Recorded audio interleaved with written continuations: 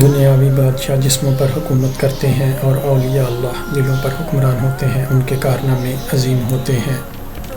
قرآن پاک میں ہے کہ بری چیز برے کے لیے ہے، اچھی چیز اچھے کے لیے۔ حدیثوں کو انبیاء کی عمدہ نصیحتیں اچھی نہیں لگتی کیونکہ وہ وحی کا اطراء ان کے دماغ کے موقف نہیں تھا۔ نیک نامی ایک ایسی شے ہے جو مرنے والا ہے۔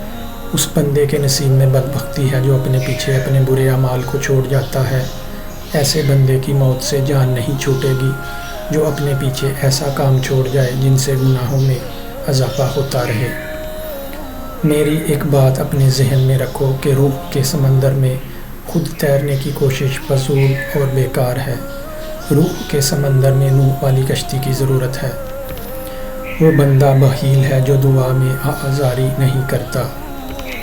اے اللہ، ہمارا مانگنا بھی تیری مہربانی کی وجہ سے ہے، کیونکہ تیری رحمت نہ ہو ہم رجوع ہی نہیں کر سکتے۔ اے خدا، روح کو وہ مقام دکھا دے جس میں بغیر حرف کے کلام ہوتا ہے تاکہ پاک روح عالم غیب کے میدان کی جانب سر کے بل جائے۔ صحابت فقیروں کو اس طرح ڈھونڈتی ہے جیسے حسین لوگ آئینے کو تلاش کرتے ہیں۔ خوبصورت لوگوں کا چہرہ آئینے سے حسین بنتا ہے اور احسان کا چہرہ فقیر کے وجود سے۔ دنیا میں بہت سے انسان ہیں جو اللہ کی عبادت کرتے ہیں اور ان کو ثواب ملے گا، تو ایسی عبادت چھپی ہوئی گناہگاری ہوتی ہے۔ اچھی سوچ سوچو گے تو تمہیں راحت و سکون نصیب ہوگا اور برے خیال سے تم تباہی کا سبب بنو گے۔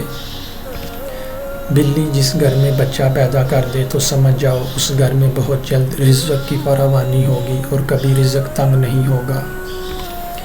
اے انسان، تو پانی کی تلاش میں سستی نہ کر، کوشش کرتا رہ، وہ وقت آ جائے گا کہ تو دیکھ لے کہ بہار تیرے دامن میں آ چکی ہے۔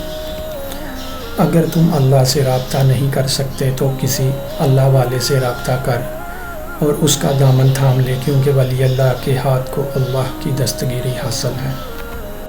گفتگو سے سمجھ بوجھ میں اضافہ ہوتا ہے، لیکن خاموشی اور تنہائی میں رہ کر لوگ عظیم ذہن بنتے ہیں۔